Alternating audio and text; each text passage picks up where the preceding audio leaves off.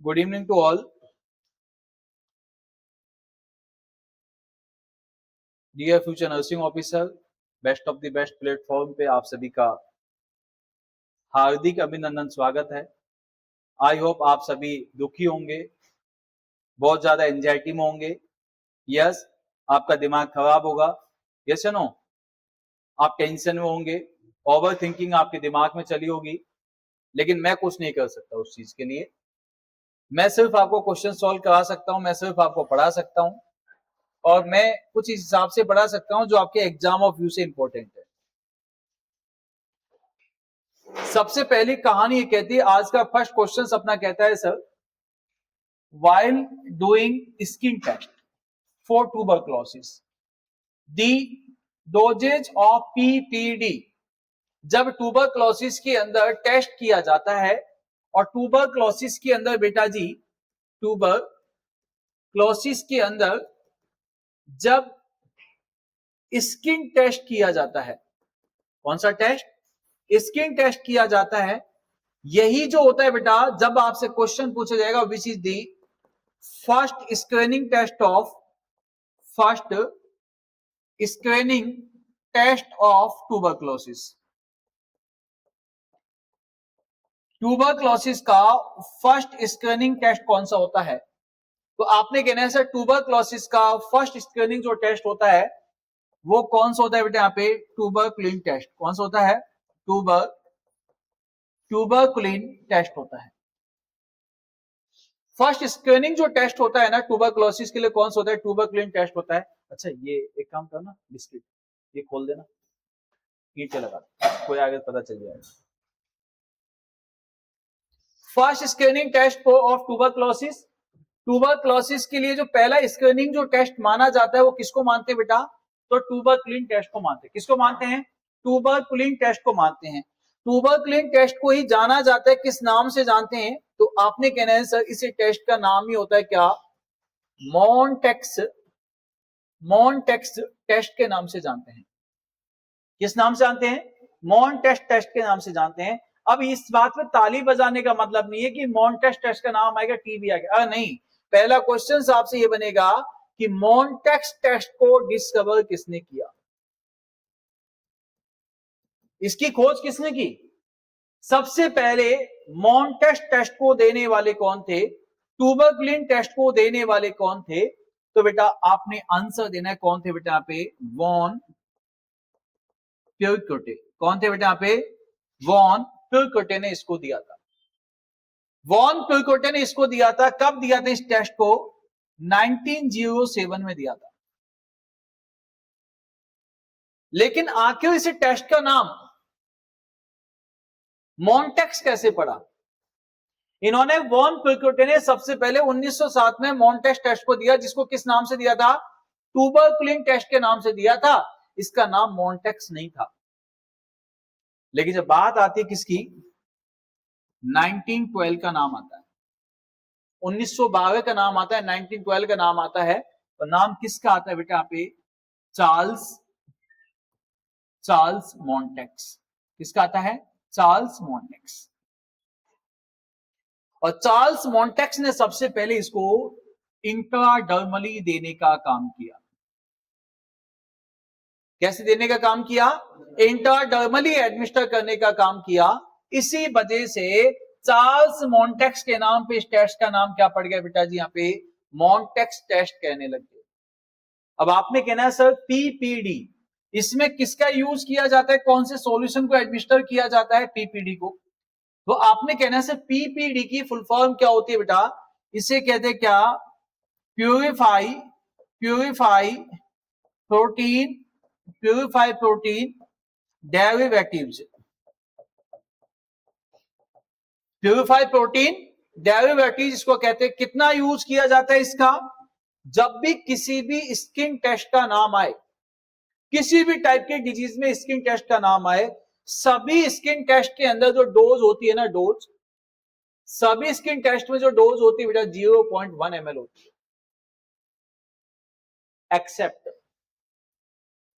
Accept किसको छोड़ के? सिक टेस्ट को छोड़ के। किसको छोड़ के? सिक टेस्ट को छोड़ के जो दिथ्यवा में किया जाता है, बाकी सब में बेटा 0.1 होता है। सिक टेस्ट में कितना होता है? 0.2 ml होता है। क्यों? क्योंकि सभी के सभी स्किन टेस्ट जो किया जाते हैं ओनली सिंगल आर्म पे किया जाता है। सिक टेस्ट जो होता है दोनों आर्म पे किया जाता है। 0.1 ml और 0.1 ml कितने हो गए? 0.2 ml। बातें समझ में आई? अब जैसे ही यहाँ पे क्वेश्चंस कहेगा सर ये बात तो ठीक है कि अपना आंसर क्या चलेगा सभी का ए आंसर बेटा यहाँ पे सभी का राइट हो गया। कि इसने क्या क्वेश्चन पूछा था कितनी डोज दी जाती है, मैंने कहा सर 0.1 ml देते हैं। कौन सा रूट से बोलेगा तो क्या आंसर बोलेंगे बेटा यहाँ पे इंट्राडर्मल रूट से यहाँ पे दिया जाता है।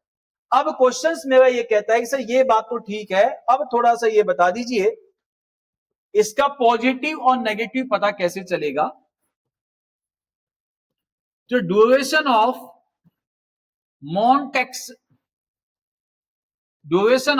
मॉन्टेस्ट test,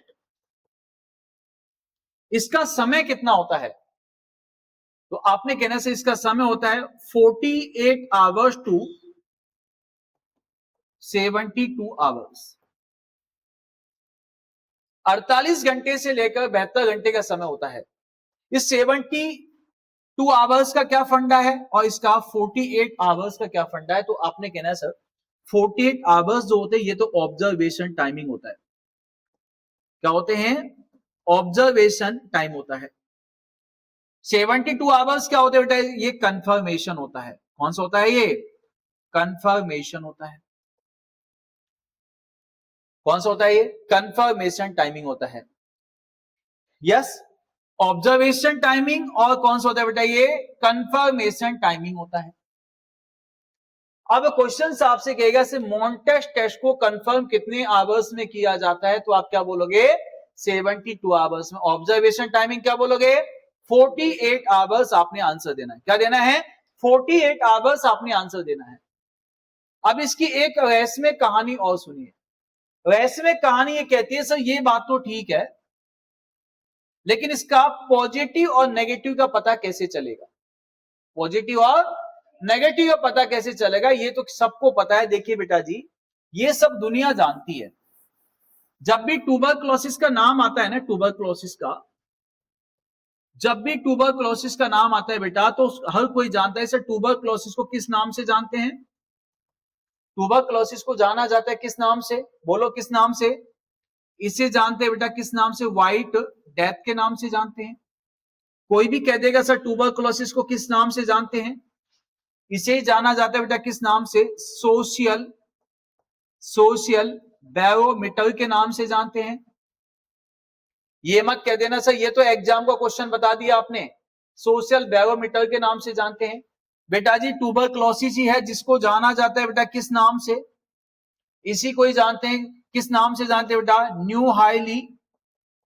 new highly communicable disease के नाम से जानते हैं। कि सर ट्यूबरक्लोसिस को किस नाम से जानते हैं? पुअर पीपुल डिजीज के नाम से जानते हैं।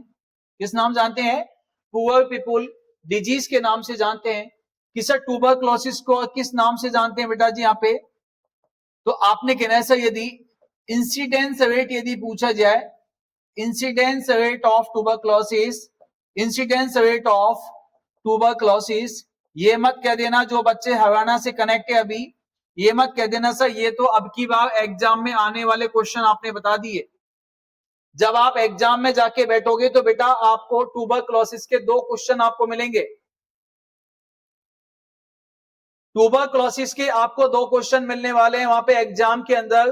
कौन कौन से होंगे बाद में बताऊंगा, लेकिन आपको 2 क्वेश्चन वहां पे एग्जाम में फिक्स कर दिए हैं। इसके बाद में आपने कहना सर ट्यूबरक्लोसिस को किस नाम से जानते हैं बेटा? यहाँ पे कोच फिनोमिना के नाम से जानते हैं। किस नाम से?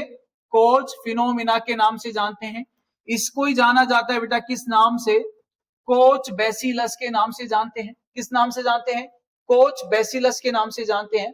और सबसे बढ़िया क्वेश्चन जो आपका पूछा जाएगा, और अब की बार मैंने सुना है बच्चे एग्जाम देने जा रहे हैं, और एग्जाम देने जा रहे हैं किसका एग्जाम देंगे? एसएससी का एग्जाम देंगे। देंगे नहीं देंगे? और वहां पे एक सीधा सा क्वेश्चन आएगा, और सीधा सा क्वेश्चन क्या आएगा कि ट्यूबरक्लोसिस डे कब सेलिब्रेट किया जाता है, वर्ल्ड टीबी डे कब सेलिब्रेट किया जाता है, इतना सा क्वेश्चन आएगा तो आपने आंसर क्या देना है वहां पे, 24 मार्च को किया जाता है। कब? 24 मार्च को ट्यूबरक्लोसिस डे सेलिब्रेट किया जाता है। अब इसके बाद में क्वेश्चन कहेगा सर टीबी का पॉजिटिव एजेंट क्या है, तो ये तो कोई भी कह देगा माइकोबैक्टीरियम ट्यूबरकल बेसिलस, हर कोई कह देगा कि माइकोबैक्टीरियम ट्यूबरकल बेसिलस से होता है। इतना बेवकूफ नहीं है एग्जामिनर। एग्जामिनर जो देगा वो यहां से देगा कि एनिमल्स में ट्यूबरक्लोसिस सबसे ज्यादा कौन से बैक्टीरिया से होता है। एनिमल्स के अंदर टीबी जो कॉज करता है, कौन कॉज करता है, ओ बोवियस या एवियम,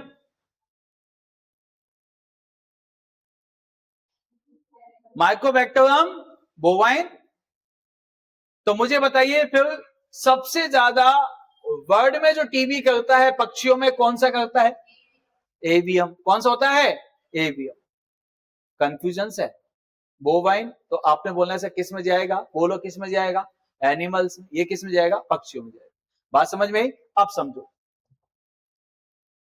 जब मैं आपको बताना चाह रहा था जो काम की बात है वो सुनिएगा। सर टीबी जो होता है ना, टीबी कितने टाइप का होता है, बोलो टीबी कितने टाइप का होता है, इतना तो बता दीजिए, टीबी कितने टाइप का होता है, कितने टाइप का, 2 टाइप का टीबी होता है। मेनली टीबी बेटा 2 टाइप का होता है, कौन कौन सा होता है, पल्मोनरी टीबी, कौन सा होता है बेटा, पल्मोनरी टीबी होता है। दूसरा कौन सा होता है, एक्स्ट्रा पल्मोनरी टीबी होता है। और पल्मोनरी जो टीबी होता है मतलब कि ट्यूबरक्लोसिस अफेक्ट लंग्स, जब ट्यूबरक्लोसिस किसको अफेक्ट करता है, लंग्स को अफेक्ट करता है, उसे पल्मोनरी कहते हैं। आउटसाइड ऑफ द लंग्स को अफेक्ट करता है उसे क्या कहते हैं, एक्स्ट्रा पल्मोनरी टीबी कहते हैं। बोलो क्या कहते हैं उसे, एक्स्ट्रा पल्मोनरी टीबी कहते हैं। यस, ये तो मैंने पूछा है सर कितने टाइप के होते हैं, मेनली 2 टाइप के होते हैं। एक्स्ट्रा पल्मोनरी टीबी जब आपसे कहेगा sir most common site in female, female के अंदर एक्स्ट्रा पल्मोनरी टीबी होने के मोस्ट कॉमन साइट कौन सी होती है,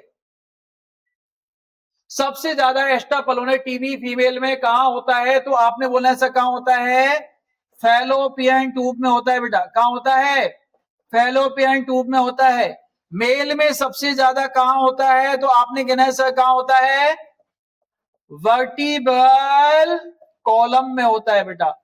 उसे कौन सी डिजीज कहते हैं, वर्टिब्रल कॉलम में किसी भी डिजीज का होना उसे क्या कहते हैं, पॉट्स डिजीज कहते हैं बेटा। क्या कहते हैं उसे, पॉट्स डिजीज कहते हैं। क्या टीबी 2 ही टाइप का होता है, नहीं नहीं नहीं नहीं नहीं नहीं, टीबी के ट्यूबरक्लोसिस कितने टाइप का होता है, एक और टीबी होता है जिसे कहते हैं बेटा मिलियरी ट्यूबरक्लोसिस होता है।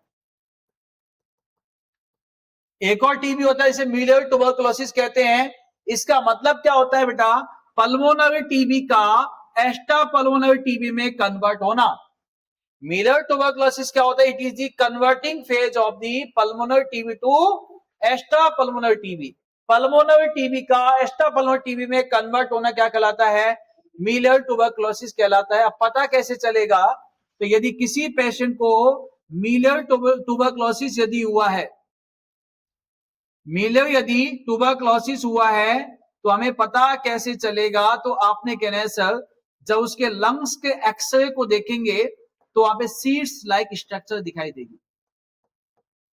कैसी स्ट्रक्चर दिखाई देगी बेटा, सीड्स लाइक स्ट्रक्चर दिखाई देगी, दाने दाने जैसे स्पॉट्स दिखाई देंगे वहां पे। क्या ट्यूबरक्लोसिस ओनली 3 टाइप का ही होता है, नहीं नहीं नहीं नहीं नहीं नहीं, ट्यूबरक्लोसिस तो इसके अलावा भी होते हैं। कौन कौन से होते हैं, तो कुछ अदर्स में यदि मैं आपसे कहूं सर ट्यूबरक्लोसिस कितने टाइप का होता है, अदर भी होता है, जैसे प्राइमरी टीबी आपने सुना होगा, एक होता है बेटा कौन सा, सेकेंडरी टीबी आपने सुना होगा, प्राइमरी टीबी और सेकेंडरी टीबी, ये तो अक्रेंस के आधार पे है। प्राइमरी टीबी का मतलब है कि एक ऐसा पर्सन जो पहले से हेल्दी है, स्वस्थ है, मस्त है, जिसका इम्यून पावर ठीक था, initial occurring of the TB, जब उसका इम्यून पावर स्ट्रॉन्ग था, उसको पहली बार क्या हो गया, टीबी हो गया, उसे क्या कहते हैं बेटा, प्राइमरी टीबी कहते हैं। पर्सन्स को पहले से कोई ना कोई इन्फेक्शन है, उसको डिजीज प्रेजेंट है जब टीबी हुआ उसे क्या कहते हैं, सेकेंडरी ट्यूबरक्लोसिस कहते हैं। क्या कहते हैं, सेकेंडरी ट्यूबरक्लोसिस कहते हैं। कि क्या सर टीबी ये दो ही टाइप का होता है क्या, नहीं नहीं नहीं नहीं नहीं नहीं, नहीं। इसके अलावा टीबी के फेज भी होते हैं। टीबी कितने फेज में होता है, तो आपने कहना से 3 फेज में होता है। कितने फेज में होता है, 3। कौन कौन सा, एक्टिव फेज, कौन सा होता है, एक्टिव फेज। सेकंड कौन सा होता है, पैसिव फेज। एक कौन सा होता है, लेटेंट फेज। एक्टिव फेज का मतलब क्या होता है कि पर्सन को क्या है बेटा जी, यहां पे सबसे पहले ट्यूबरक्लोसिस है लेकिन उसको पता नहीं है। पर्सन को टीबी है, वो एक्टिवली क्या कर रहा है बेटा जी, यहां पे पार्टिसिपेट कर रहा है कम्युनिटी के अंदर। यस, तो बेटा एक्टिव फेज ट्यूबरक्लोसिस का मतलब क्या होता है, एक्टिव फेज ट्यूबरक्लोसिस का मतलब है कि पर्सन बेटा जी क्या कर रहा है, यहां पे एक्टिवली कम्युनिटी के अंदर उसको फैलाने में, स्प्रेडिंग करने में क्या कर रहा है, एक्टिवली पार्टिसिपेट करता है। When person that are affected by tuberculosis and that are actively participate in spreading of the TB in geographical areas, community में फैलाने की कोशिश करता है, उसे क्या कहते हैं बेटा, यहाँ पे एक्टिव फेज कहते हैं।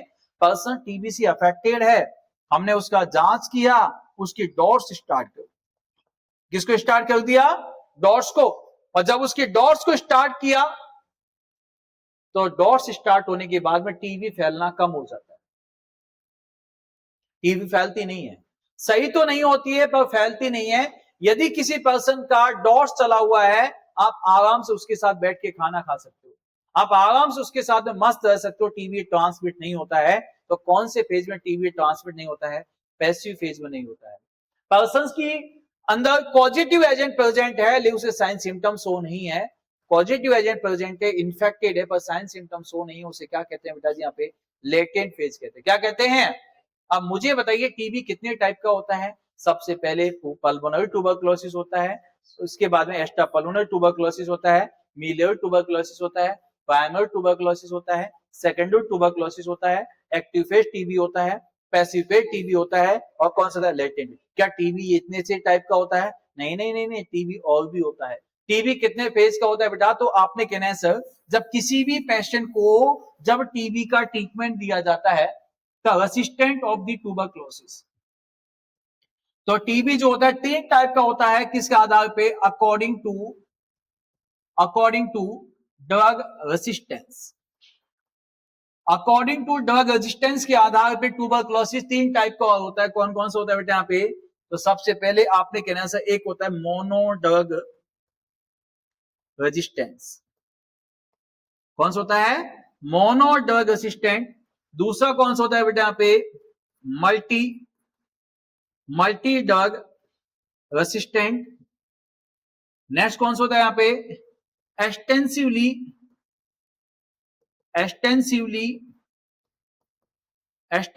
Drug resistant. कितने टाइप का होता है टीबी बेटा यहाँ पे, 3। कौन कौन सा होता है, mono drug resistance, multi drug resistant और एक्सटेंसिवली ड्रग रेसिस्टेंट होता है। मोनो ड्रग रेसिस्टेंस का मतलब क्या होता है कि आपने किसी पेशेंट को टीबी के ट्रीटमेंट में फर्स्ट लाइन जो ट्रीटमेंट था आपका, आजकल थोड़ा सा चेंज किया गया है, मैं आपको चेंजेस वाला भी बताऊंगा। फर्स्ट लाइन ट्यूबरक्लोसिस की जब मैंने आपसे बात की तो आपने कहने से फर्स्ट लाइन मतलब कि फर्स्ट लाइन ट्रीटमेंट हमने दिया ट्यूबरक्लोसिस का जिसके अंदर किसी भी सिंगल ड्रग के लिए टीबी रेसिस्टेंट हो जाता है। जैसे कि आपने सुना सर हमने उसको सपोज कीजिए क्या दिया, रिफार्मसिन। क्या दिया, रिफार्मसिन। और tuberculosis only first line treatment की सिंगल ड्रग के लिए रेसिस्टेंट हो जाती है, उसे क्या कहा जाता है बेटा यहाँ पे, तो आपने कहना है सर मोनो ड्रग रेसिस्टेंट कहते हैं। यदि फर्स्ट लाइन ट्रीटमेंट की 2 या 2 से अधिक ड्रग के लिए रेसिस्टेंट हो जाती है, मतलब उसको कोई इफेक्ट नहीं आता, उसे क्या कहते हैं, मल्टी ड्रग रेजिस्टेंट कहते हैं।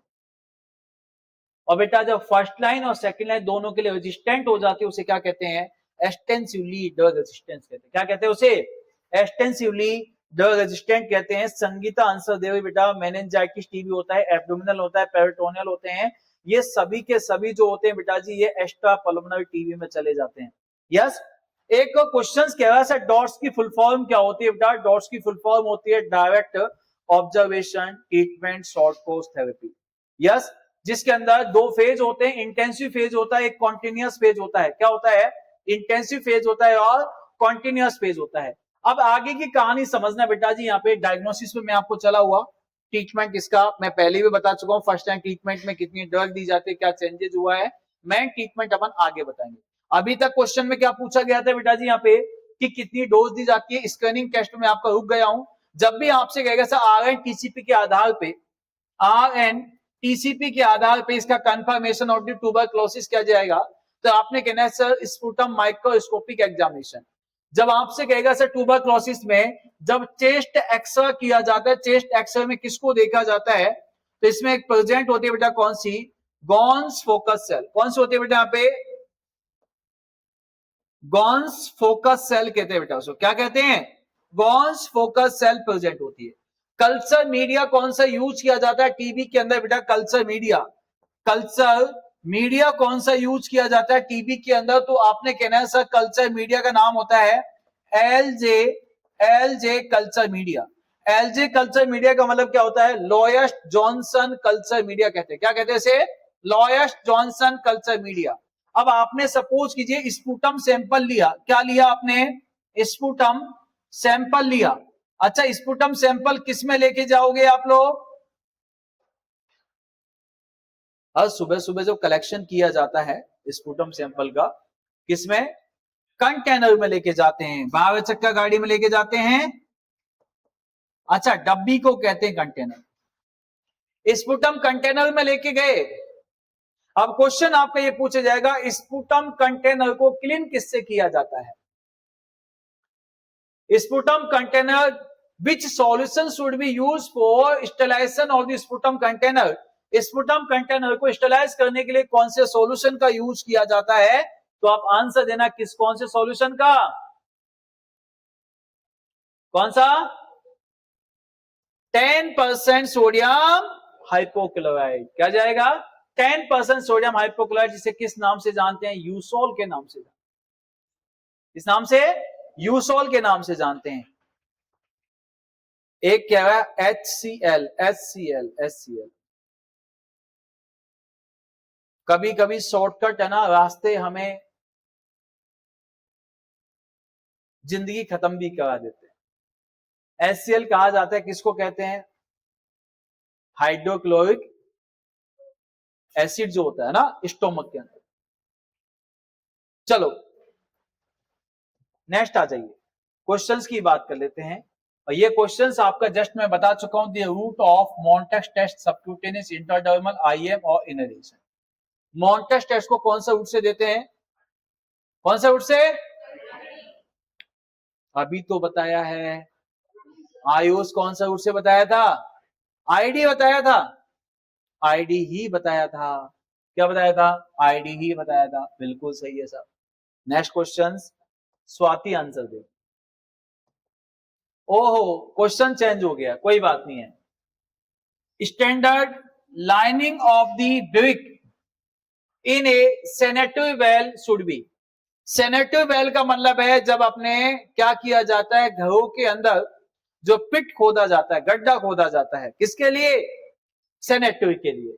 जो वेल खोदा जाता है, जो गड्ढा बनाया जाता है, सीवरेज का जो गड्ढा खोदा जाता है, उसमें जो ब्रिक लगाई जाती है, ईंटें लगाई जाती है, वो मतलब जो गड्ढा होता है वो कितना फीट गहरा होना चाहिए, कितना चौड़ा होना चाहिए, ये क्वेश्चन कह रहा है आपसे। तो कितना होना चाहिए, सैनिटरी वेल कितना गहरा होना चाहिए, 20 फीट इन दी डेप्थ, सीधा कितना होना चाहिए, 20 फीट गहरा होना चाहिए, 3 फीट अबव द ग्राउंड, जमीन से 3 फीट ऊंचा होना चाहिए। बी ऑप्शन कहता है सर 20 फीट अबव ग्राउंड, जमीन से 20 फीट ऊंचा होना चाहिए, 3 फीट गहरा होना चाहिए। अबे जो घरों में जो लेटरिन के गड्ढे खोदे जाते हैं, टॉयलेट बाथरूम के लिए बनाते हैं, वो जमीन से ऊपर दिखते हैं क्या, हो सकता है यूपी के अंदर बनाए जाते हो, क्योंकि मैंने सुना है जो यूपी के अंदर जो सड़कें बनी होती है 90% में मैंने देखा था, जो वहां पे बीच में सड़कों के बीच में वो पाइपलाइनों के जो गड्ढे होते हैं उसको ढकते हैं, तो सड़कों से उसको इतना ऊंचा रखा जाता है और कहते हैं तो पानी जाने के लिए, ओहो पानी क्या बबलिंग करके जाएगा, नहीं, उसको हमेशा नीचे रखा जाता है। तो नेक्स्ट क्वेश्चन आपसे कहेगा सर 10 फीट डेप्थ होना चाहिए, 10 फीट ही क्या होना चाहिए बेटा, ग्राउंड के ऊपर। जितना नीचे है उतना ही ऊपर होना चाहिए। 10 फीट गहरा होना चाहिए, 5 फीट क्या होना चाहिए बेटा, जमीन से ऊपर होना चाहिए। बेटा मोदी जी का नाम ले लिया मैंने आज, है ना, मैंने यूपी का नाम लिया, टेंशन मत लिया, है ना। तो आपने कहना है सर मैं डर लगता है ना। 10 फीट क्या होना चाहिए बेटा, जमीन के अंदर होना चाहिए, 5 फीट क्या होना चाहिए बेटा, ऊपर होना चाहिए। कौन सा आंसर जाएगा, ए बी सी डी। देखो मैंने कहा था ये यूपी का ही नहीं है, हरियाणा स्टेट में भी ऐसा होता है। देखो कैसे होता है, बच्चे आंसर दे रहे बी आंसर कि सर जो गड्ढा खोदा जाता है वो 20 फीट जमीन से ऊपर होना चाहिए, 3 फीट कैसे होना चाहिए, जमीन के अंदर होना चाहिए। बी आंसर लगा हुआ, बताओ है डी। ये कहना चाह रहे सर 10 फीट तो क्या होना चाहिए, जमीन के अंदर होना चाहिए, 5 फीट जमीन के ऊपर होना चाहिए, ताकि सबसे बढ़िया है शाम को ठंडी हवा खाने के लिए उसे चढ़ के आए मजे लेके ठंडी हवा खा सकते हैं। बिल्कुल सही बात है। अबे बेटा हमेशा कितना होना चाहिए, 20 फीट गहरा होना चाहिए, 3 फीट जमीन से थोड़ा ऊपर होना चाहिए। कब समझोगे ऐसी बात है। चलो नेक्स्ट क्वेश्चन की बात करें। इस क्वेश्चन को समझो। Pleomorphism skin rashes is characteristics features of which communicable disease. मैंने आपको बताया था परसों, pleomorphism that are present, pleomorphism किसमें प्रेजेंट होता है, किसमें बताया था, चिकन पॉक्स। लेकिन जिस बच्चे ने क्लास को लगाया हुआ वो आंसर दे सकता है। मेरी कहानियों में ही मेरे मुंह खुलते ही सिर्फ क्वेश्चन निकलते हैं। क्या निकलते हैं, क्वेश्चन निकलते हैं। मैं कहानियों में आपको बता देता हूं। मैंने आपको बोला फिलोमॉर्फिज्म होता है जिसके अंदर रेसेस की सभी स्टेट डेवलप हो जाती है, उसे फिलोमॉर्फिज्म प्रेजेंट कहते हैं। फिलोमॉर्फिज्म प्रेजेंट किसमें होता है बेटा जी, यहाँ पे चिकन पॉक्स में होता है। चलो नेक्स्ट कहानी देखते हैं, आ जाइए। लेवल ऑफ प्रिवेंशन की कहानी में आपको बता चुका हूं अच्छे से। मैंने आपको बताया action taken to halt, halt का मतलब होता है बेटा रिड्यूस करना, the progress of disease, disease के प्रोग्रेस को कम करना और कॉम्प्लिकेशन से बचाना। कौन सा लेवल ऑफ प्रिवेंशन होता है, action taken to halt the progress of disease and prevent complication किसमें जाता है, डिजीज की प्रोग्रेस को कम करना, डिजीज की प्रोग्रेस को कम करना और कॉम्प्लिकेशन से बचाना किसमें जाता है बेटा जी, यहाँ पे primordial, primary, secondary, tertiary, A B C D, which is the right answer. सभी बच्चे जितने भी लाइव हैं सभी के सभी आंसर दीजिए बेटा। यही होता है लैक ऑफ नॉलेज। देखो यही है, शायद उस दिन जब मैंने लेवल ऑफ प्रिवेंशन समझाया था ऑनलाइन ही चला था ना, ओके, जब इस सभी के सभी बच्चों के आंसर गलत है। दुख इस बात का होता है यदि यही क्वेश्चन आपके एग्जाम में आ गया होता तो आप यहां पे एक क्वेश्चन की गलती करके आ जाते। फिर से कहानी सुनाता हूं। सबसे पहले कहानी ये कहती है जब किसी भी इंडिविजुअल पर्सन को सिखाया जाता है, इंडिविजुअल पर्सन को समझाया जाता है, इंडिविजुअल पर्सन को एजुकेशन दी जाती है, उसके बॉडी मास से रिलेटेड बोला जाता है, या किसी छोटे बच्चे को, जब कोई भी बच्चा चाइल्डहुड पीरियड से एडल्टहुड में जाता है उसको हार्मफुल लाइफस्टाइल से बचाया जाता है, या इमरजेंसी रिस्क फैक्टर से कम किया जाता है, लाइफस्टाइल मॉडिफिकेशंस की बात की जाती है, उसे कौन सा कहते हैं बेटा जी, यहाँ पे प्रीमोडियल प्रिवेंशन कहते हैं। लाइफ वो नेटवर्क कहीं और पकड़ा है ना, तो आपने कैसे प्रीमोडियल प्रिवेंशन में क्या आएगा बेटा, तो प्रीमोडियल प्रिवेंशन में आता है लाइफस्टाइल मॉडिफिकेशन, किसी भी पर्सन को इमरजेंसी रिस्क फैक्टर से कम करना। जैसे यदि कोई बच्चा शराब पीने सीख गया तो इन्वायरमेंट को खराब कर देगा, सोसाइटी को खराब कर देगा। एक शराबी अपने क्या कर सकता है बेटा, यहाँ पे इन्वायरमेंट को, सोसाइटी को, उसका इकोनॉमिक स्टेटस वीक चला जाएगा। ऐसी यदि किसी इंडिविजुअल पर्सन को अच्छी शिक्षा दी जाती है, उसको समझाया जाता है, कोई इंसान यदि इंसान दानव बन के घूमता है उसको समझाया जाता है, कोई इंसान, कोई बच्चा बचपन में बहुत ज्यादा मोटा हो गया, यस क्या हो गया, मोटा हो गया, उसको ओबेसिटी हो गई है, यस उसको बोला जाता है भाई साहब ओबेसिटी को कम कर ले, नहीं तो आने वाले समय में क्या हो सकता है, तुझे हार्ट की प्रॉब्लम आ सकती है। कोई इंसान सिगरेट पीता है, उससे बोला भाई साहब सिगरेट मत पी नहीं तो लंग्स कैंसर हो सकता है। कोई इंसान यदि अल्कोहल लेता है उसको बोला भाई साहब लीवर सोसिस हो सकता है। ये चीजें गलत है, मत पी। दैट इज कौन सा लेवल ऑफ प्रिवेंशन है बेटा यहाँ पे, प्रिमोडियल। जब हेल्थ को प्रमोशन करने की बात आती है, डिजीज के फैलने से पहले उसको प्रिवेंशन करने की बात आती है, हेल्थ प्रमोशन और स्पेसिफिक प्रोटेक्शन का नाम आता है, उसे क्या कहते हैं बेटा यहाँ पे, प्राइमरी लेवल ऑफ प्रिवेंशन कहते हैं, जिसके अंदर हेल्थ एजुकेशन का नाम आता है, बिहेवियर चेंजेस का नाम आता है, इन्वायरमेंटल सैनिटेशन का नाम आता है। स्पेसिफिक प्रोटेक्शन के अंदर आपने कहना सर क्या क्या हो सकता है, वैक्सीनेशन का देना, किसी भी टाइप का वैक्सीनेशन, किसी भी टाइप का प्रोफाइलैक्सिस ट्रीटमेंट, या अपन कह सकते हैं किसी भी टाइप का प्रोफाइलैक्सिस ट्रीटमेंट कह दीजिए, या वैक्सीनेशन कह दीजिए, या आम के आम गुठलियों के दाम कह दीजिए। आम के आम गुठलियों के दाम का मतलब क्या है, कॉन्ट्रासेप्शन। क्या होते हैं कॉन्ट्रासेप्शन का मतलब क्या होता है कि एक तो बर्थ कंट्रोल से रोका और किससे बचाया, HIV होने से बचाया, STDs होने से बचाया, दैट इज क्या बेटा, स्पेसिफिक प्रोटेक्शन होता है। मैंने आपको उस दिन भी बोला था, before riding of the bike, bike चलाने से पहले bear the helmet for prevention of the accident. Accident हुआ तो नहीं, और एक्सीडेंट हो जाता तो कहां जाता, हॉस्पिटल में जाता, सही सलामत बैठे हैं ना, इसके मतलब कौन सा है, स्पेसिफिक प्रोटेक्शन है, प्राइमरी लेवल ऑफ प्रिवेंशन है। पास्चुराइजेशन किस में जाएगा, स्पेसिफिक प्रोटेक्शन में जाएगा। यस, तो ये सभी के, या आपने कहा सर यदि क्वेश्चंस कहेगा हमसे कि before use of, before the working of the, यदि इलेक्ट्रिकल करंट से बचने के लिए प्लास्टिक का ग्लव्स का पहनना, प्राइमरी प्रिवेंशन कहलाएगा। Before driving of the car, car चलाने से पहले सीट बेल्ट को पहनना, for prevention of the traffic challan, traffic challan से बचने के लिए प्राइमरी प्रिवेंशन होगा, स्पेसिफिक प्रोटेक्शन होगा। ये सभी के सभी बातें किस में आती है बेटा, प्राइमरी प्रिवेंशन में आती है। सेकेंडरी प्रिवेंशन में क्या कहानी आती है, मैंने आपको सिखाया था, जब किसी भी पर्सन को कोई भी डिजीज हो जाती है, जब डिजीज का पैथोजेनेसिस फेज चलता है, तो डिजीज की प्रोग्रेस को कम करना, क्या करना, डिजीज की प्रोग्रेस को कम करना, उसका कोई भी डायग्नोसिस करना, केस को फाइंडिंग करना। अब आपसे चाहे किसी भी टाइप की जांच का नाम ले, आपको किसी भी टाइप के असेसमेंट का नाम ले, आपको बोला स्कूल हेल्थ चेकअप, बोलना सेकेंडरी, आपको बोला ECG, बोलना सेकेंडरी, आपको बोला EEG, बोलना सेकेंडरी, आपको बोला BP मेजरमेंट, बोलना सेकेंडरी, आपको बोला वाइटल साइन, बोलना सेकेंडरी, जब आपको बोला पेपिस्मियर, बोलना सेकेंडरी।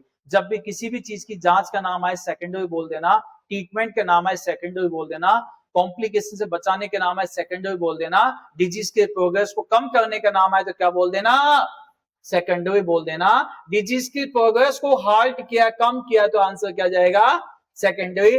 टर्सरी के अंदर सीधा बोलना सर डिसएबिलिटी लिमिटेशन, कौन सा बोलेंगे, डिसएबिलिटी लिमिटेशन, और डिसएबिलिटी लिमिटेशंस एंड रिहैबिलिटेशन किस में जाएगा, तो आपने कहना सर डिसएबिलिटी लिमिटेशन से रिहैबिलिटेशन किस में जाता है, टर्सरी में चला जाता है। तो इस क्वेश्चन का आंसर क्या चला जाता है, बोलो बोलो बोलो, क्या आंसर जाएगा,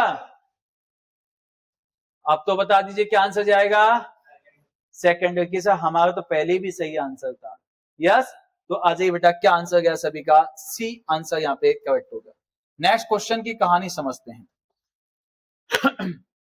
SSC का क्वेश्चन, HHSC का क्वेश्चन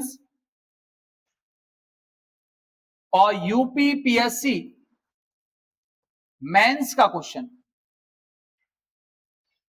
तीनों जगह ये क्वेश्चंस हमेशा रिपीट होता है।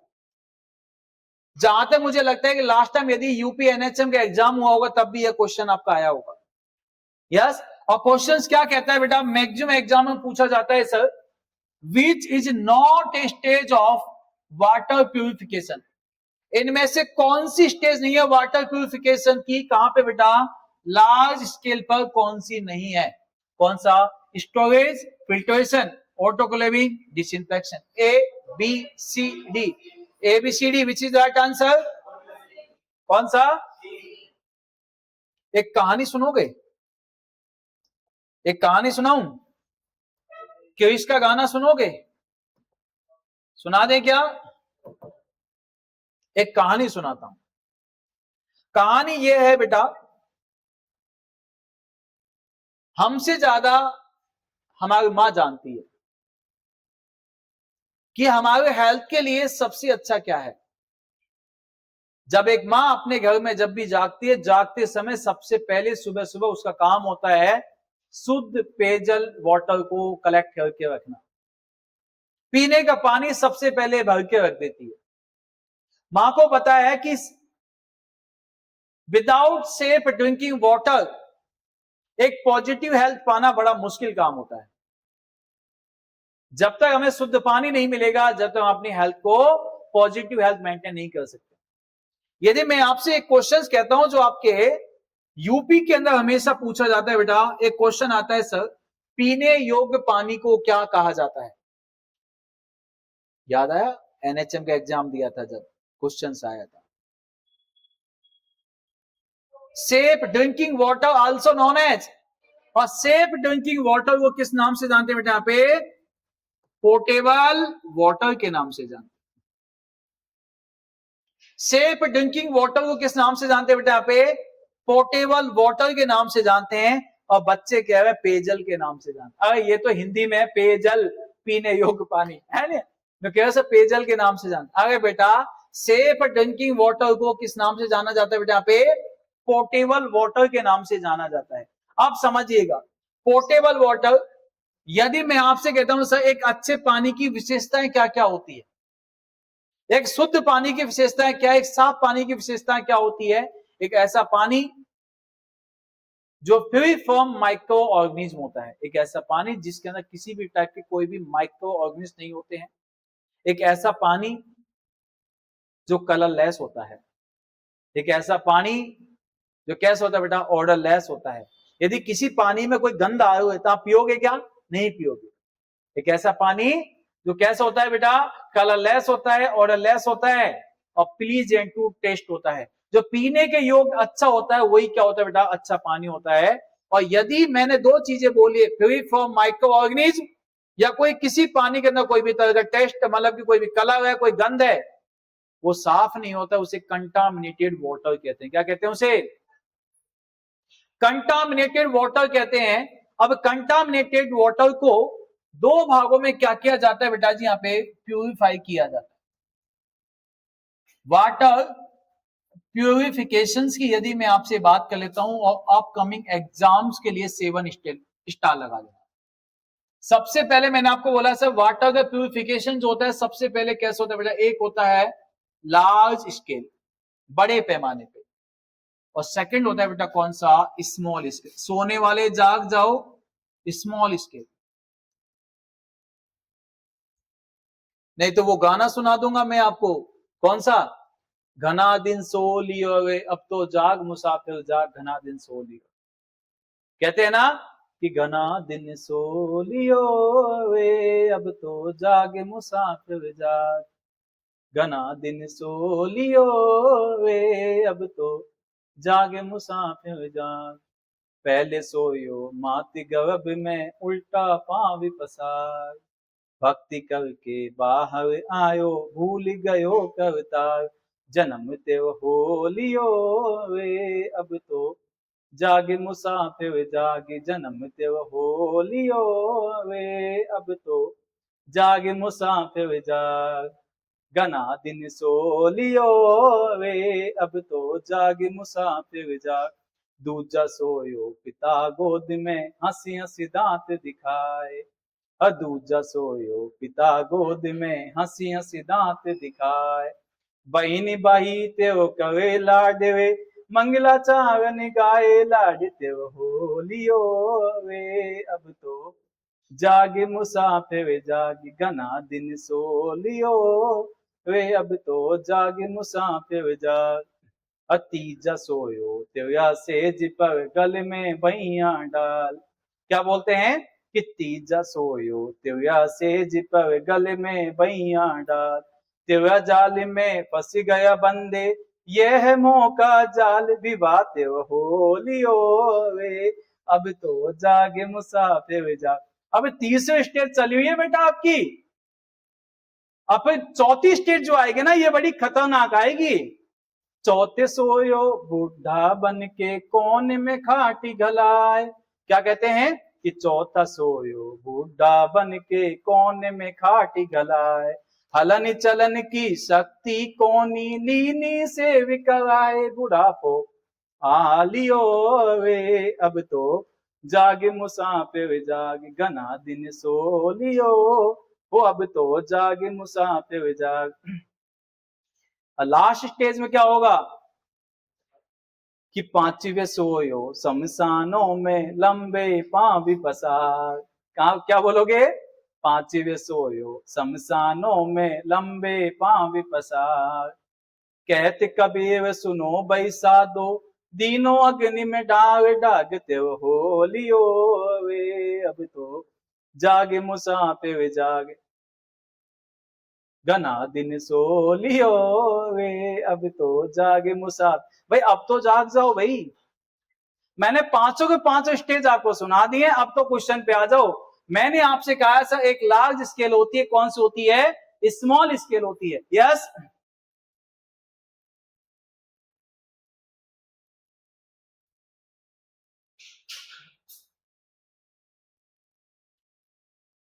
आ जाइए नेक्स्ट आ जाइए। लार्ज स्केल की यदि अपन बात कर लेते हैं बेटा यहाँ पे, तो लार्ज स्केल जो है ना, इसको हमेशा लार्ज स्केल का मतलब बड़े पैमाने पर पानी को क्या करना? फिल्टर करना। और बड़े पैमाने में पानी को फिल्टर करने के लिए 3 मेथड्स का यूज होता है। सबसे पहले बेटा पानी को क्या कर दो बेटा? स्टोर कर दो। तो सबसे पहला कौन सा आता है बेटा? यहाँ पे स्टोरेज आता है। कौन सा आता है? स्टोरेज आता है। सेकंड कौन सा आता है बेटा? यहाँ पे फिल्ट्रेशन आता है। कौन सा आता है बेटा? यहाँ पे फिल्ट्रेशन आता है। और तीसरा कौन सा आता है बेटा? यहाँ पे डिसइंफेक्शन आता है बेटा। कौन सा आता है बेटा? यहाँ पे डिसइंफेक्शन आता है। यस, अब आपने कहना है सर सबसे पहले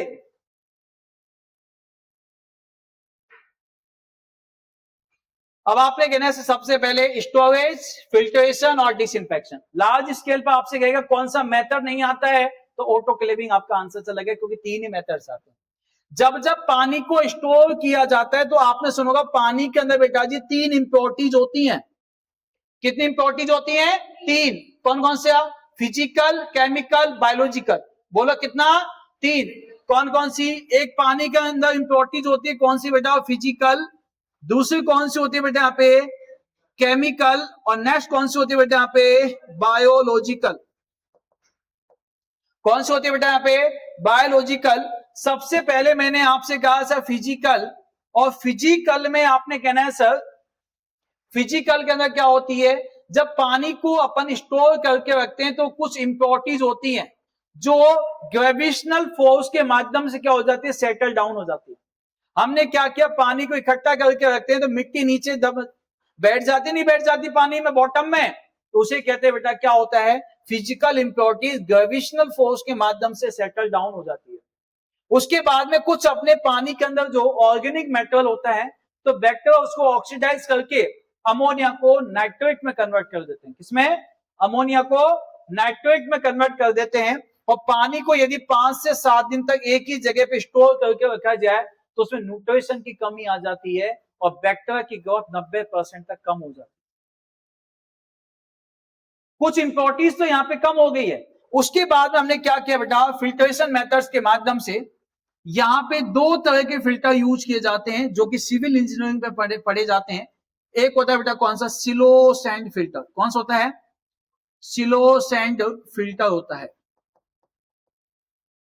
और दूसरा कौन सा होता है बेटा? यहाँ पे रैपिड सैंड फिल्टर होता है। एक होता है सिलो सैंड फिल्टर, दूसरा कौन सा होता है बेटा? यहाँ पे रैपिड सैंड फिल्टर होता है। सिलो सैंड फिल्टर को किस नाम से जानते हैं? यही क्वेश्चन आपके एग्जाम में बनता है कि which methods of the filtration also known as biological filter के नाम से किसे जानते हैं? किस नाम से? बायोलॉजिकल फिल्टर के नाम से किसे जानते हैं? और एक क्वेश्चन आएगा सर मैकेनिकल फिल्टर के नाम से किसे जानते हैं? बायोलॉजिकल और मैकेनिकल। अब यहाँ पे सेकंड अपने छानने का काम किया उसको। अब इसमें बायोलॉजिकल या मैकेनिकल में क्या होता है बेटा जी? यहाँ पे तो मिट्टी की परतें बनाई जाती है, कंक्रीट की परतें बनाई जाती है, वहां से पानी छन छन के आता है। तो ये सिविल इंजीनियरिंग में जाता है। यहाँ पे अपन को ज्यादा पढ़ने की आवश्यकता नहीं है। डिसइंफेक्शन में क्या किया जाता है बेटा? यहाँ पे क्लोरिनेशन का प्रोसेस किया जाता है। क्या किया जाता है? क्लोरिनेशन का प्रोसेस किया जाता है। यस। अब जैसे ही यहाँ पे क्लोरिनेशन का प्रोसेस होता है तो क्लोरिनेशन के प्रोसेस के लिए या तो क्लोरीन का यूज किया जाता है या ब्लीचिंग पाउडर का यूज किया जाता है। क्लोरीन या ब्लीचिंग पाउडर का यूज किया जाता है। कितना यूज किया जाता है बेटा? 4 से 5 mg पर लीटर के हिसाब से यूज किया जाता है। 4 से 5 mg पर लीटर के हिसाब से यूज किया जाता है क्लोरिनेशन के लिए। अब क्लोरीन का यूज करके वाटर का प्यूरिफिकेशन करने को क्लोरिनेशन कहते हैं। कितना समय लगता है क्लोरिनेशन में बेटा? 30 मिनट का समय लगता है। कितना मिनट का समय लगता है? 30 मिनट का समय लगता है। यस बेटा जी, मैंने अभी, क्या नाम है आपका? Anita Rajput, chloride tablet form bleaching powder. बेटा टैबलेट फॉर्मेट आएगी कहां पे? स्मॉल स्केल में। इसमें तो क्वांटिटी में लिया जाता है। और यदि आपसे पूछा जाएगा सर कितना समय लगता है? 30 मिनट का समय लगता है। 4 से 5 mg पर लीटर के हिसाब से लेते हैं। अब यदि क्वेश्चन कहता है सर पानी के अंदर क्लोरीन की मात्रा को चेक करने के लिए कौन सा टेस्ट किया जाता है, तो बेटा उसे कहते हैं ऑर्थोटोलिडिन। ऑर्थोटोलिडिन टेस्ट कहते हैं बेटा। उसे क्या कहते हैं? ऑर्थोटोलिडिन टेस्ट कहते हैं। ये एग्जाम के ऑब्वियसली से आपके लिए इंपॉर्टेंट क्वेश्चन है, ऑर्थोटोलिडिन टेस्ट। इतना समझ आया? क्लोरीन की डिमांड को चेक किया जाता है। अब सेकंड आ जाइए बेटा यहाँ पे स्मॉल स्केल। कौन सा आ जाइए? Small scale. स्मॉल स्केल में जब पानी को प्यूरिफाई किया जाता है बेटा, यहाँ पे 2 मेथड्स में होता है। स्मॉल स्केल 2 मेथड्स में होता है। या तो अपने क्या होता है बेटा? हाउस होल्ड होता है। क्या होता है? House hold. या आप कह सकते हैं बेटा कौन सा? Deep well. क्या कह सकते हैं? Deep well. हाउस होल्ड का मतलब क्या? अपने घरों के अंदर जो पानी को फिल्टर किया जाता है, अपने घरों के अंदर पानी को फिल्टर किस किस मेथड में किया जाता है बेटा? सबसे पहले तो हम क्या कर सकते हैं, यहाँ पे इसको पानी को बॉईल कर सकते हैं, बॉइलिंग मेथड से यूज होता है। दूसरा कौन सा मेथड होता है बेटा? यहाँ पे फिल्ट्रेशन का यूज होता है। इसमें अलग अलग टाइप के फिल्टर आते हैं। बार्कलेट फिल्टर होता है, पास्चर चैम्बर फिल्टर होता है, कैटाडाइन फिल्टर होते हैं। इसमें फिल्ट्रेशन मेथड्स के अंदर 3 फिल्टर वो बोले मैंने आपको जो बिना लाइट के चलते हैं। आपने ऊपर से पानी डाला, नीचे छन के पानी इकट्ठा हो जाता है ना बॉटम में, तो उसे तो क्या कहते हैं? बिना लाइट के जो फिल्टर जो मशीन आती है उसमें कौन कौन सी? पास्चर चैम्बर, पार्कलेट फिल्टर और कैटाडाइन, 3 तरह की आती है। इसके बाद में क्या आती है बेटा? दूसरा अपने पास क्या आता है बेटा? सनलाइट। कौन सा होता है यहाँ पे? सनलाइट। धूप के माध्यम से भी पानी को फिल्टर किया जा सकता है। किसके माध्यम से कर सकते हैं? धूप के माध्यम से भी पानी को धूप में रख देते हैं, तब भी वो क्या हो जाता है बेटा? यहाँ पे साफ हो जाता है। माइक्रो ऑर्गेनिज्म क्या हो जाते हैं बेटा? यहाँ पे कम हो जाती है। नेक्स्ट आता है बेटा जी, बेटा मैंने आरओ नहीं बोला है बेटा, आरओ मैंने यहाँ पे नहीं बोला है, अभी बोलूंगा। फिल्ट्रेशन की आरओ तो आपका लाइट से चलता है ना, मैंने नहीं बोला है अभी इसको। इसके बाद एक आता है बेटा कौन सा? यहाँ पे सनलाइट। और सनलाइट के बाद क्या बोलना है बेटा? यहाँ पे डिसइंफेक्शन। क्या आता है बेटा? यहाँ पे अपने घरों के अंदर डिसइंफेक्शन करने के लिए यहाँ पे क्लोरीन की टैबलेट का यूज किया जाता है। और एक क्लोरीन टैबलेट जो मानी जाती है 0.5 mg की मानी जाती है, जो कितने लीटर पानी के लिए? तो आपसे क्वेश्चन कहेगा सर एक टैबलेट क्लोरीन कितने पानी के लिए? तो 20 से 40 लीटर पानी के लिए एक क्लोरीन की टैबलेट का यूज किया जाता है। टैबलेट की जब यहां पर आएगी तो आपने कहना है सर कितना? तो यदि मैं आपसे कहूं सर कितना, तो एक टैबलेट जो होती है ना, एक टैबलेट यूज होती है 20 से 40 लीटर पानी के लिए यूज होती है। यस, 0.5 mg के आसपास की आती है, या तो ग्राम हो गया फिर mg, 0.5 आपको मिलेगा। उसके बाद में कितना बेटा जी? यहाँ पे एक टैबलेट किसके लिए? 20 से 40 लीटर पानी के लिए होती है। पहली प्रायोरिटी यदि आपको 20 में दिया हुआ है, 40 में दिया हुआ है, तो फर्स्ट प्रायोरिटी किसको देना बेटा? 20 को देके आना। किसको देके आना? 20 को। इसके बाद एक होती है बेटा मल्टी स्टेज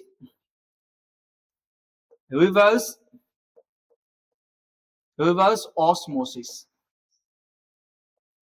आप बोलो मैंने क्या बोला है? Multi stage reverse osmosis. क्या बोला है? Multi stage reverse osmosis. यदि मैं आपसे कहता हूं सर ये बता दीजिए मुझे आरओ की फुल फॉर्म क्या होती है? Reverse osmosis. अपने घरों में जो आरओ यूज होता है उसे क्या कहते हैं बेटा? मल्टी स्टेज रिवर्स ऑस्मोसिस कहते हैं, जो लाइट से चलता है। तो हाउस होल्ड में कितने मेथड्स में पानी को फिल्टर किया जाता है बेटा? सबसे पहले number 1 boiling, number 2 filtration, sunlight, disinfection और मल्टी स्टेज रिवर्स ऑस्मोसिस आपने कहना है। एक होता है सर कौन सा, डीप वेल। डीप वेल का मतलब क्या, कुएं का पानी। और कुएं का पानी कैसे फिल्टर होता है, तो क्वेश्चन पूछे जाएगा सर कि double pot methods, double pot methods किसके लिए यूज किया जाता है, डबल पॉट मेथड्स।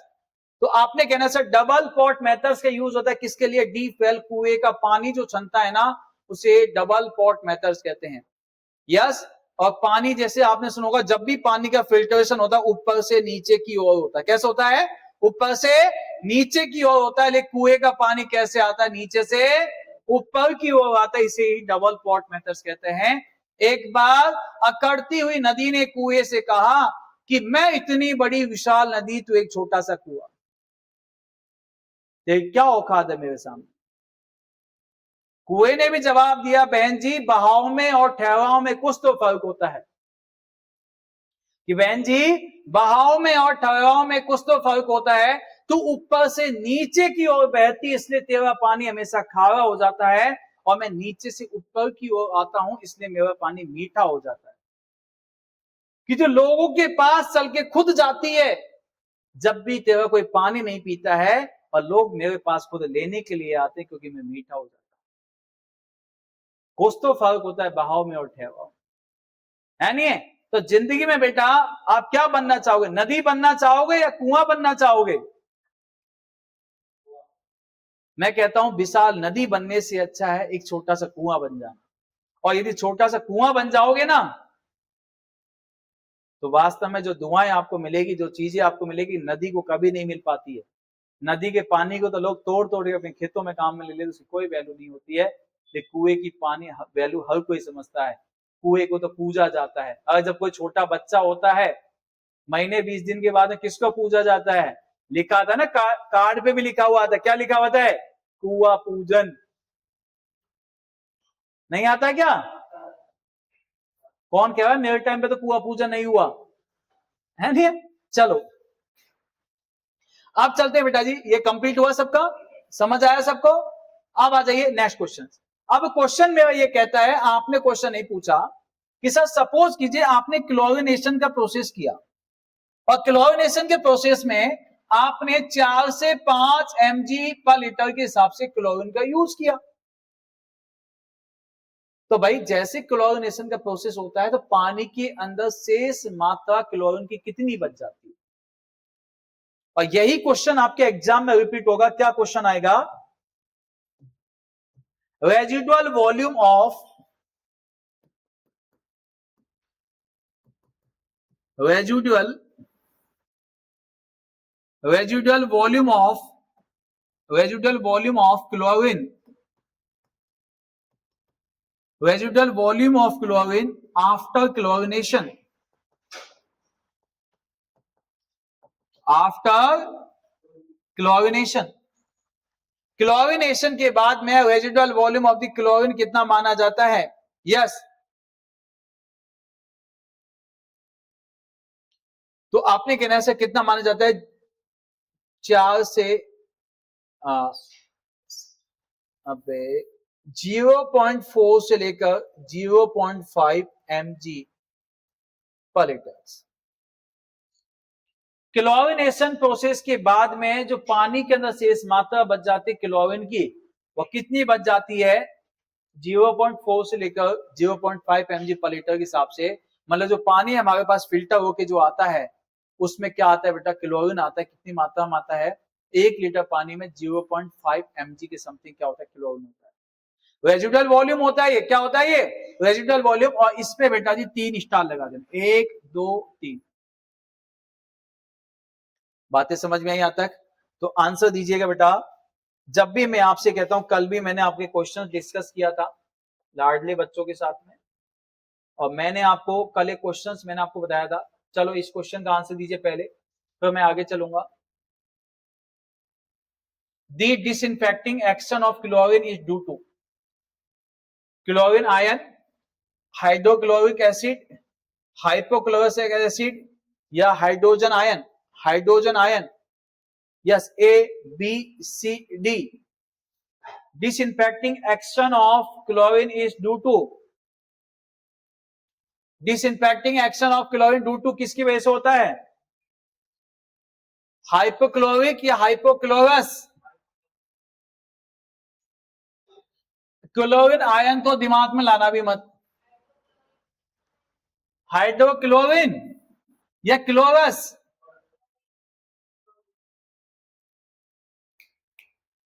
ABCD क्या आंसर जाएगा सभी का?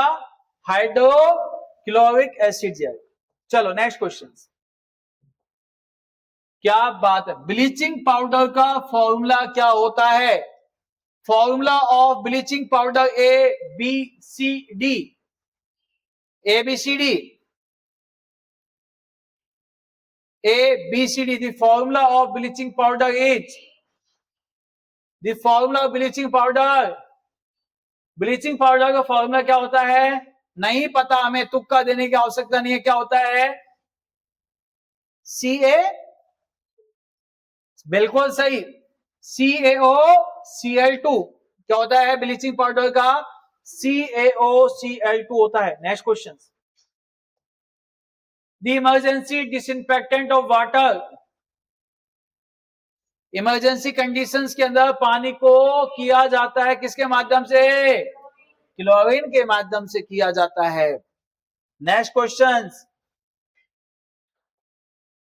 The temperature hardness of water due to the presence of, हाँ जी मुन्नेबाज, कल ही बताया मैंने आपको। यस, पानी के अंदर टेम्परेचर हार्डनेस किसके माध्यम, बताई थी ना कल। एक टेम्परेचर हार्डनेस है permanent hardness, calcium bicarbonate, calcium sulphate, magnesium sulphate, zinc oxide. तो आपने कहना है सर पानी के अंदर जो हार्डनेस होती है ना, पानी के अंदर जो हार्डनेस होती है वो बेटा जी दो टाइप की होती है। एक टेम्परेचर हार्डनेस होती है, एक कौन सी होती है बेटा? यहाँ पे परमानेंट हार्डनेस होती है।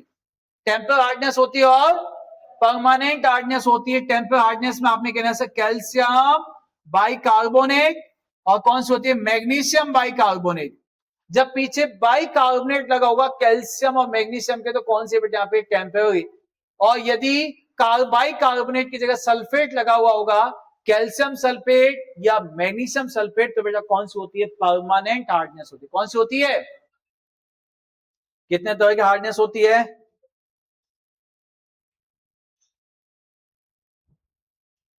नेक्स्ट आ जाइए।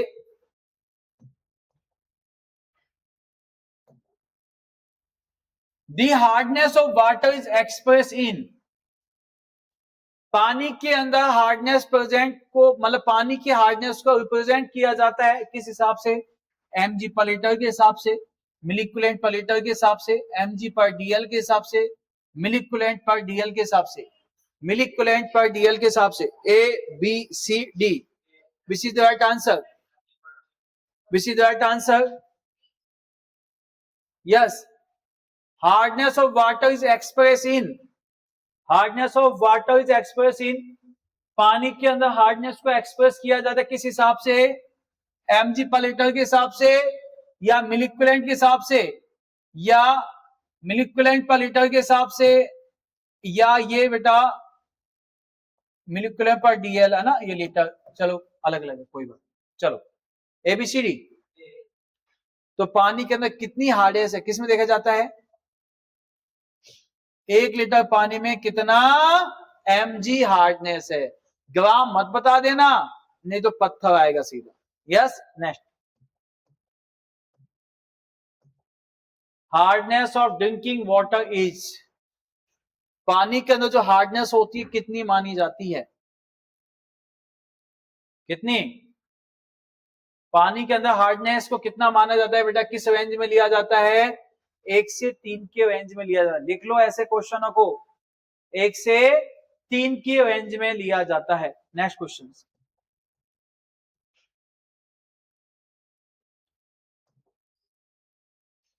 जहां से कहानी स्टार्ट हुई थी ना, वापस वहीं आ जाती है।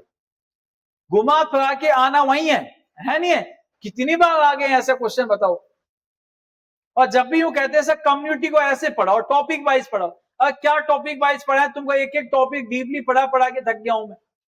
आ जाइए। The reconstituted BCG vaccine should be used within कितने घंटे में, कितने में, शाबाश। मैंने बोला था जब यूज विद इन बोलेगा तो 1 आवर्स, डिस्कार्डेड बोलेगा तो कितने घंटे, अगर नहीं 4 घंटे बीसीजी के लिए।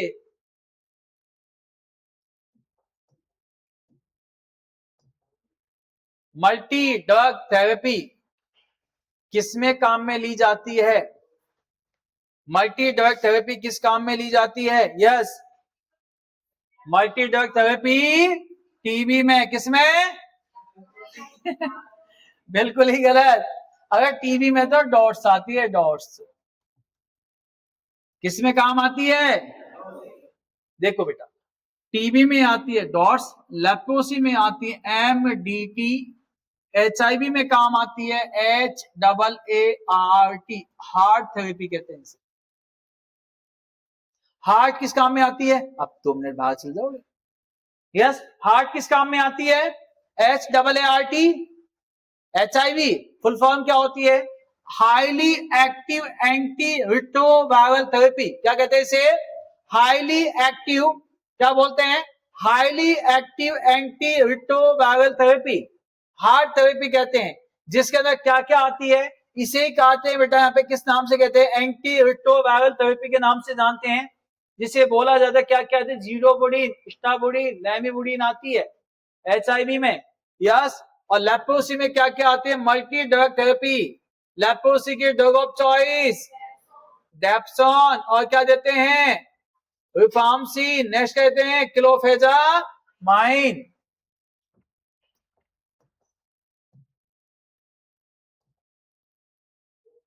क्या बात है, तेरे गिरने में तेरे हार नहीं, तू आदमी है अवतार नहीं। कभी भी क्या कहते हैं बेटा, तेरे गिरने में तेरे हार नहीं, तू आदमी है अवतार नहीं। गिर, उठ, चल, दौड़, फिर से भाग, क्योंकि जीत संक्षिप्त है, इसका कोई सार नहीं। आज हो सकता है आपको टाइम लग सकता है, जिगजैग मैनर में लाइफ अपने झरोके लेने में लगी हुई है। 24 घंटे में एक बार आपके दिमाग में नेगेटिविटी आ भी सकती है, आप डिमोटिवेट हो सकते हो, लाइफ में चल क्या रहा है इस चीज से भी हो सकते हो, लेकिन हमेशा कभी भी गिरकर उठने वाले को ही बाजीगर कहते हैं। रिंग में घुसने से पहले ही अपने आप को हार मान लेना उसे कायर कहते हैं। और यदि आप बेटा मैदान में चले गए और मैदान में घुस के यदि हार के आ गए ना, तब भी आप क्या कहलाओगे, खिलाड़ी कहलाओगे, आप योद्धा कहलाओगे। और डर के भाग गए तो कायर कहलाओगे। क्या लिखे हुए बेटा, मोटिवेशन को लिखने में लग गई क्या, क्वेश्चन तो नहीं लिखा अब तक, अच्छा ठीक है, नेक्स्ट आ जाइए बेटा, क्वेश्चन पे आ जाइए, कोई बात। Under national rural health mission lowest level at which level health action plan is prepared, NRHM के हेल्थ जो लेवल हेल्थ जो प्लान होता है उसके सबसे लो लेवल पे कौन सा आता है, यस NRHM के हेल्थ केयर सिस्टम में सबसे लो लेवल पे कौन सा आता है, state level, district level, sub centre, village level, ABCD, which is the right answer, कौन सा जाएगा, कौन सा जाएगा सबसे लो लेवल पे, नैन्सी। अरे बेटा दिमाग है तुम्हारे पास, मैंने एक दिन आपको बताया था हेल्थ केयर सिस्टम है PSC, primary level health care system बताया था मैंने आपको, primary level health care system जिसमें sub centre, PSC, village level बताया था मैंने आपको, तो क्या आंसर जाएगा, तो सब सेंटर क्यों देने में लगे हुए हो। अगर आशा काम कहां पे करती है और क्या शिकायत है, आशा किसके अंडर में आती है, NRHM के अंडर में आती है, कहां पे काम करती है, विलेज लेवल पे काम करती है, हाँ? क्यों आता है NRHM में, गांव में काम नहीं करती, गांव को इंग्लिश में क्या, हाँ तो गांव किस में आते हैं, क्यों आते हैं आशा अर्बन में, अरे आशा अर्बन में क्यों, आशा का अर्बन से क्या ले लेना, ये गांव के क्षेत्र में। जय हो। मैं वही फिर से कहता हूं ना, कितना ही पढ़ा था, 16 दूनी 8 होने ही होने हैं, है नहीं? यस, पढ़ाते पढ़ाते मेवे सफेदी आ जाएगी फिर। विच is the not a name of whooping cup, whooping cup का दूसरा नाम नहीं है, कौन सा नहीं है बेटा, 100 डे कप नहीं, ऐसे नो, अच्छा है क्या, पर्टोसिस कहते हैं इसको, 100 डे कप कहते हैं इसको, 90 डे कहते हैं, बार्किंग कहते हैं, तो कौन सा नहीं है, 90 डे, सब बस। चलो next question. The maternal mortality rate is expressed, MMR को एक्सप्रेस किया जाता है 1000 पर, 10,000 पर, 1 लाख पर, 10 लाख पर, ABCD। अच्छा, अब यदि मैं आपसे कहता हूं denominator of the MMR, denominator of the MMR, जल्दी से बताइए MMR का डिमोनेटर क्या होगा, MMR का न्यूमरेटर क्या होगा?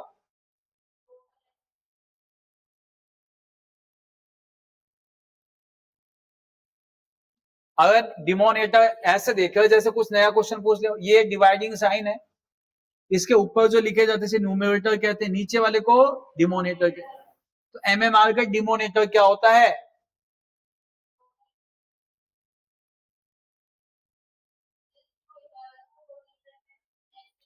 अगर सीधा बोलना है बेटा, एग्जाम का क्वेश्चन है आने वाले एग्जाम में, डिमोनेटर ऑफ द MMR तो बोलना है total number of life birth,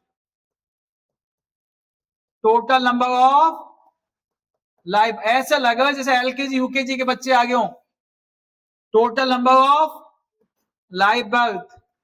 बेटा तुम ऐसे कहो 5 साल 6 महीने के लिए पढ़ाई लिखाई बंद करके संन्यास लेके कहीं बाहर ही चले जाओ, है नहीं है, सबसे बढ़िया रहेगा। कम से कम यूं तो रहेगा कि जब साल 6 महीने बाद वापस कुंभ का मेला लगेगा ना, फिर आना कि एक समय हमने भी नर्सिंग किया था, है नहीं, जैसे IIT बाबा नहीं आया था, और मीडिया लेके मैं आ जाऊंगा, है नहीं है, पॉपुलर तो वैसे ही कर दूं, कोई बात नहीं है। जब आपसे कहेगा सर डिमोनेटर ऑफ दी MMR क्या आएगा, तो आपने बोलना sir total number of life birth. MMR क्या होता है बेटा, यहाँ पे MMR क्या होता है, तो आपने कहना है सर इसका न्यूमरेटर क्या होगा, death associated with, death associated with, associated with in delivery के समय, परपुरम पीरियड के समय, डिलीवरी के समय, परपुरम पीरियड के समय, या प्रेगनेंसी के समय, किसी भी मदर की डेथ हो जाना, डेथ एसोसिएटेड विद किस किस में, death of mother associated with किस किस में, डिलीवरी के समय, परपुरम पीरियड में, और प्रेगनेंसी के समय किसी मां की डेथ हो जाना, अपॉन क्या आएगा, टोटल कितने हैं लाइफ बर्थ दिए, इनटू किससे करना है बेटा, 1 लाख से करना है, किससे करना है, 1 लाख से करना है। शाबाश शाबाश शाबाश। मोस्ट कॉमन कॉजेज MMR,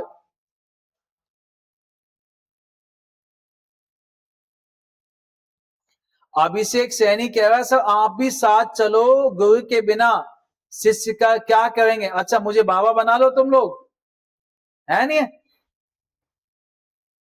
वो भी ले चलना, वो बजाने वाला साथ साथ, है ना। चलो,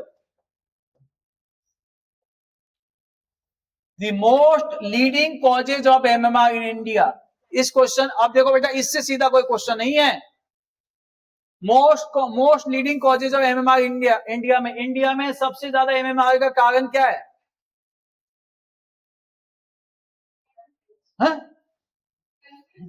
haemorrhage,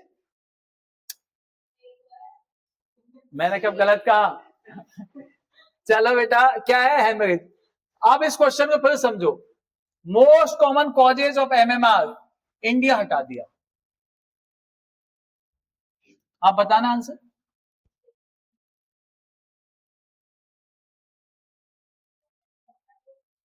most leading causes of MMR, तो आप समझ जाना बेटा इस जगह किसका पूछा है, इन वर्ल्ड पूछा है। वर्ल्ड में सबसे ज्यादा MMR का कारण क्या होता है, most leading causes of MMR in world, क्या बोलोगे? अबॉर्शन? अरे इन्फेक्शन दादा, इन्फेक्शन। वर्ल्ड में सबसे ज्यादा एमएमआर का कारण क्या है? इन्फेक्शन। इंडिया में क्या है? पीपीएच। यस। और most common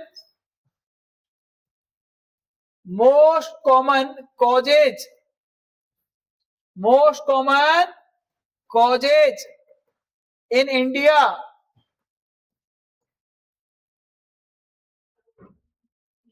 most common causes क्या होता है इंडिया में? Most common causes in India मतलब कि मदर्स के अंदर यदि अपन बात कर लेते हैं, रिप्रोडक्टिव एज में यदि फीमेल में बात कर लेते हैं, तो सबसे ज्यादा क्या कॉज होता है मदर में? क्या? एनीमिया। मोस्ट कॉमन कॉजेज पूछेगा, सुन लो अब, मोस्ट कॉमन कॉजेज पूछेगा तो एनीमिया, डेथ पूछेगा तो पीपीएच, वर्ल्ड में पूछेगा तो इन्फेक्शन। सीख जाओ कुछ तो सीख जाओ। छोटी छोटी बातें और सिलेक्शन। इंसान बड़ा तब नहीं बनता जो बड़ी बड़ी बातें करने लगे, इंसान तब बड़ा बनता है जो छोटी छोटी बातों को समझने लगे। बड़ा आदमी बनना है, छोटा आदमी बनना है? हाँ लक्ष्मी, किस्सा चाहे क्लास में देख लो, सबसे बड़ी तो मैं ही हूं, क्या बड़ी बनूंगी? चलो नेक्स्ट क्वेश्चन। इस क्वेश्चन का आंसर दीजिए, आज का लास्ट क्वेश्चन आपका। Which is not a certain of still birth? अच्छा सर्टेन नहीं है, क्वेश्चन है ना। स्टिल बर्थ का सबसे बड़ा कारण?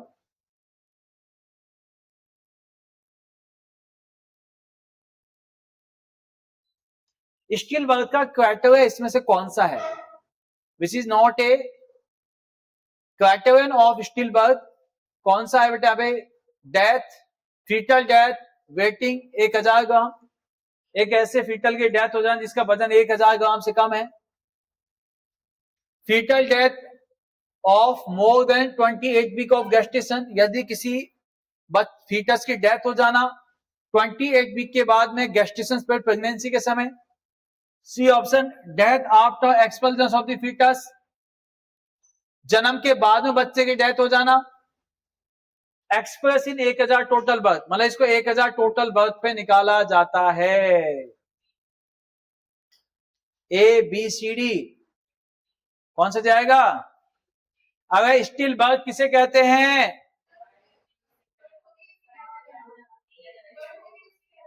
बर्थ होती ही नहीं है, मरे हुए बच्चे का जन्म होना। मरे हुए बच्चे का जन्म होना, और मरे हुए बच्चे का जन्म होना तो क्या होगा?